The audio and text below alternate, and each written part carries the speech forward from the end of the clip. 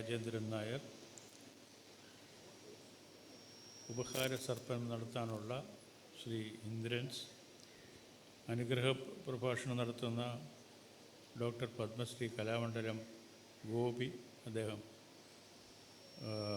ഇൻ്റർനെറ്റിലാണ് വരുന്നത്. വിജയീ ഭവ പുസ്തകം പരിചയപ്പെടുത്തൽ ശ്രീ വേണുനാഥ്,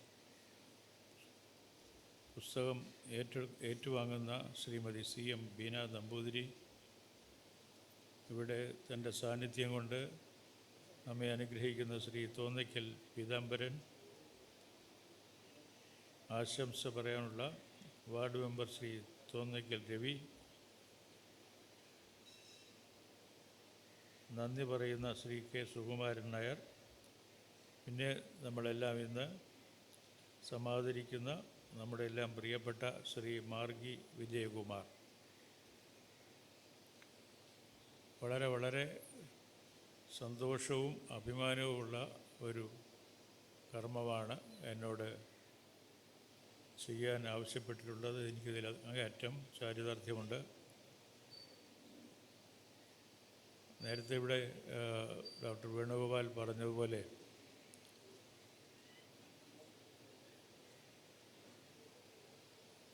വിജയൻ, മാർഗി വിജയൻ ഞങ്ങളുടെ എല്ലാം ഒരു ദൗർബല്യമാണ്. കാരണം വളരെ ലളിതമാണ്. വിജയൻ്റെ സ്ത്രീവേഷത്തെപ്പറ്റി അധികം പേരും പറയാറുള്ളൂ. വിജയൻ ഏത് വേഷത്തിൽ സ്റ്റേജിൽ വന്നാലും ചിലപ്പോൾ വെറും ദൂതൻ്റെ വേഷത്തിലായിരിക്കും, ചിലപ്പോൾ സുന്ദര ബ്രാഹ്മണൻ്റെ വേഷത്തിലായിരിക്കും, ഇനി ചിലപ്പോൾ ഒരു കോമഡി വേഷത്തിലായിരിക്കും. ഏത് വേഷത്തിൽ വന്നാലും സ്റ്റേജിനെ പൂർണ്ണമായി കൈയടക്കുന്നത് താൻ ഏറ്റെടുക്കുന്ന റോളിൽ വിജയൻ കൃത്യമായിട്ട് ജീവിക്കാൻ തുടങ്ങും എന്നുള്ളതുകൊണ്ടാണ്. അത് അധികം എളുപ്പം ഒന്നും നടന്മാർക്കോ നടിമാർക്കോ ചെയ്യാൻ കഴിയുന്ന കാര്യമല്ല. അദ്ദേഹത്തിന് മുഖത്തിൻ്റെ ചലനം, നിൽപ്പ്, നോട്ടം, നടത്തം, ഇതെല്ലാം ആ കഥാപാത്രത്തിന് പൂർണ്ണമായും പ്രതിനിധീകരിക്കുന്നതായിരിക്കും. ഒരു പിഴവ് നമുക്ക് ചൂണ്ടിക്കാണിക്കാൻ പറ്റുകയില്ല. നിങ്ങൾക്കെല്ലാം അറിയാം, കഥകളിയിൽ പലപ്പോഴും 2 നടന്മാർ വേദിയിലുള്ളപ്പോൾ ഒരു നടൻ കൃത്യമായി ആടുമ്പോൾ അടുത്ത് നിൽക്കുന്ന നടൻ തൻ്റെ ഊഴം വരാൻ വേണ്ടിയിട്ട് കാത്തു നിൽക്കും വെറുതെ. അയാളെ പ്രത്യേകിച്ച് ശ്രദ്ധിക്കേണ്ട കാര്യമൊന്നുമില്ല. പക്ഷേ വേറൊരു നടൻ അഭിനയിക്കുമ്പോൾ തൻ്റെ റോൾ ആടുമ്പോൾ അടുത്ത് നിൽക്കുന്നത് വിജയനാണെങ്കിൽ നമുക്ക് വിജയനെ ശ്രദ്ധിക്കാതിരിക്കാൻ നിവൃത്തിയില്ല. കാരണം വിജയൻ ആ റോളിൽ ഒന്നും പറയാതെ ഒന്നും ചെയ്യാതെ പക്ഷേ എല്ലാം ചെയ്ത് മൗനമായി എല്ലാം പറഞ്ഞ് നമ്മുടെ മുമ്പിൽ നിൽക്കുന്നതായിരിക്കും. ഇതൊരു പൂർണ്ണമായിട്ടുള്ള തൻ്റെ കലയ്ക്ക് വേണ്ടിയുള്ള പൂർണ്ണമായ അർപ്പണം നടത്തിയ ഒരു കലാകാരന് മാത്രം ചെയ്യാൻ കഴിയുന്നതാണ്.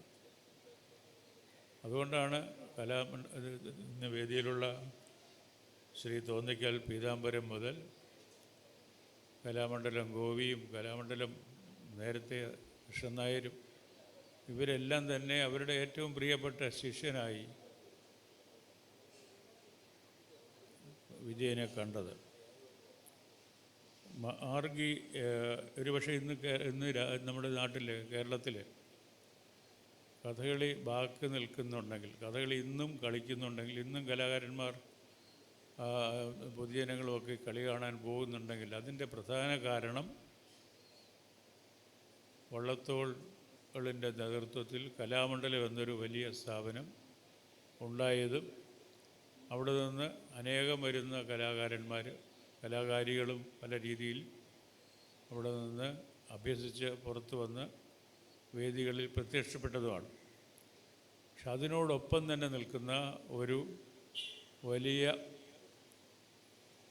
പരിശീലന കേന്ദ്രമാണ്. അതായത് പരിശീലന കേന്ദ്രം സാധാരണ നിലയിലുള്ള പരിശീലന കേന്ദ്രമല്ല, അഡ്വാൻസ്ഡ് നമ്മൾ പറയുമല്ലോ, അഡ്വാൻസ്ഡ് ട്രെയിനിങ് എന്നൊക്കെ പറയില്ലേ, അങ്ങനെയുള്ള മുതിർന്ന തരത്തിലുള്ള ഉയർന്ന തരത്തിലുള്ള പരിശീലനം നൽകുന്ന മാർഗി എന്ന സ്ഥാപനവും. അപ്പോൾ മാർഗി ഇപ്പോൾ 70-കളിൽ ആരംഭിച്ച് ഏതാണ്ട് 50 വർഷത്തോളം ആകുന്നു ഇപ്പോൾ മാർഗിയുടെ പ്രവർത്തനം ആരംഭിച്ചിട്ട്. ഇതിനുള്ളിൽ മാർഗിയിൽ കൂടിയാട്ടത്തിൻ്റെ രംഗത്ത് ഉജ്ജ്വലമായി തിളങ്ങി നിന്ന 2 നടിയെയും അത് സൃഷ്ടിച്ചു. ഒന്ന് മാർഗി സതിയായിരുന്നു, നിർഭാഗ്യവശാൽ അവർ അടുത്ത കാലത്ത് മരിച്ചുപോയി. മറ്റൊന്ന് മാർഗി മധുവായിരുന്നു.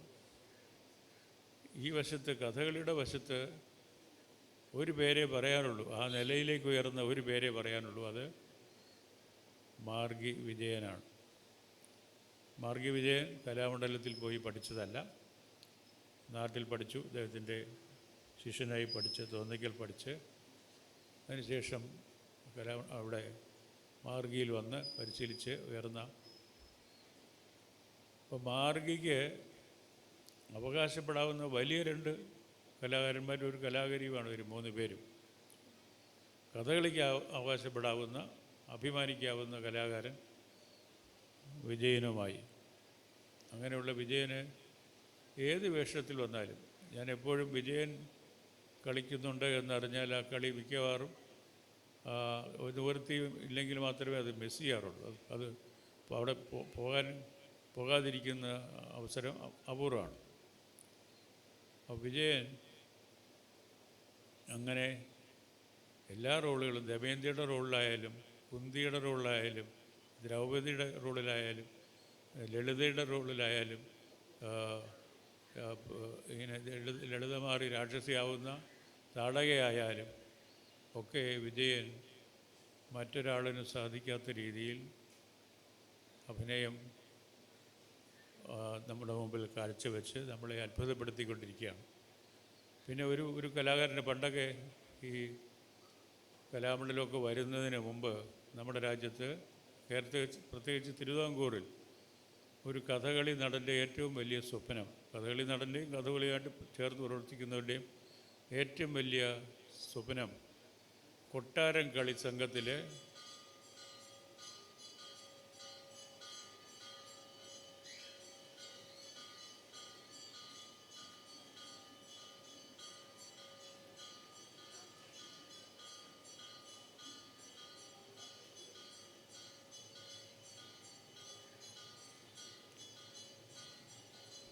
കൊട്ടാരം കളി സംഘത്തിലെ അവിടെ കൊട്ടാരം കളിയോഗത്തിൽ ഒരു അംഗമാകുക എന്ന് പറയുന്നതാണ്. അയാൾക്ക് അത് കഴിയുന്ന ആൾ ഏറ്റവും ഉയർന്ന ഗ്രേഡിലുള്ള കലാകാരനായിട്ട് അതോടുകൂടി അംഗീകരിക്കപ്പെടുകയാണ്. അങ്ങനെ ആയിട്ടുള്ള കലാകാരന്മാരാണ് ചെങ്ങുന്നരാമൻ പിള്ളയും ഒക്കെ ആ ഗണത്തിൽപ്പെടുന്ന ആളുകളാണ്. ഇന്നത്തെ കാലത്ത് കലാമണ്ഡലവും ഈ മാർഗിയും ആ 2 സ്ഥാപനങ്ങളിലുള്ള പരിശീലനം സിദ്ധിച്ച് വെളിയിൽ വന്നിട്ടുള്ള പ്രധാനികളാണ് ഈ 2 കലാരൂപങ്ങളെയും മുമ്പോട്ട് കൊണ്ടുപോകുന്നത്.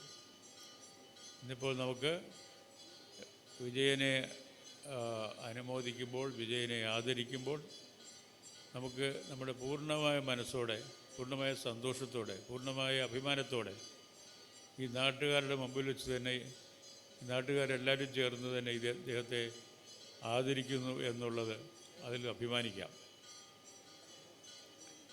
മറ്റെവിടെയെങ്കിലും വെച്ച് ഏതെങ്കിലും ഒരു നഗരത്തിലെ ഏതെങ്കിലും ഒരു ഹാളിൽ ചേരുന്ന യോഗത്തിൽ അഭിനന്ദനം വാങ്ങിക്കുന്നത് പോലെയല്ല, നമ്മുടെ സ്വന്തം നാട്ടിൽ സ്വന്തം ആളുകളുടെ ഇടയിൽ ആദരിക്കപ്പെടുക എന്നുള്ളത് വളരെ പ്രധാനമാണ്. അത് അപൂർവം കലാകാരന്മാർക്കേ ആ ഭാഗ്യം ഉണ്ടാകാറുള്ളൂ. വളരെ അത് അർഹിക്കുന്ന ആളാണ് എന്നുള്ളത് കൊണ്ടാണ് വിജയൻ തീർച്ചയായിട്ടും നിങ്ങളുടെ എല്ലാം സ്നേഹാദരങ്ങൾക്ക് പാത്രമായി മാറിയത്. ഈ ഒരു 2 ദിവസം നീണ്ടു നിൽക്കുന്ന മഹാസമ്മേളനങ്ങൾ, അതിലെ പല ഇനങ്ങളിലുമൊക്കെ ആയിട്ട് ഇതിൽ നിങ്ങൾ ഭാഗവാക്കാക്കാൻ കഴിഞ്ഞത് എന്ന് ഞാൻ വിശ്വസിക്കുന്നു. വിജയനെ വളരെ വളരെ ലളിതമായിട്ടുള്ള ഒരു നമ്മൾ പൊന്നാടയൊന്നുമല്ല ഞാൻ ചാർത്താൻ ആഗ്രഹിക്കുന്നത്. അത് അമ്പലത്തിൽ പോകുമ്പോൾ തോളിൽ ചുറ്റാനായിട്ടുള്ള ഒരു ചെറിയ ഒരു പുടവ ചുറ്റി അദ്ദേഹത്തിനെ ആദരിക്കണമെന്ന് എനിക്കുണ്ട്.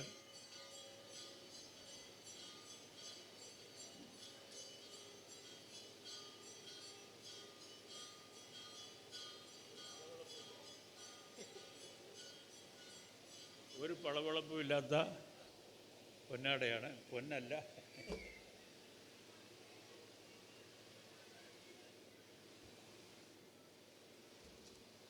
പൊന്നായിട്ടുള്ളത് ഇത് സ്വീകരിക്കുന്ന ആളാണ്.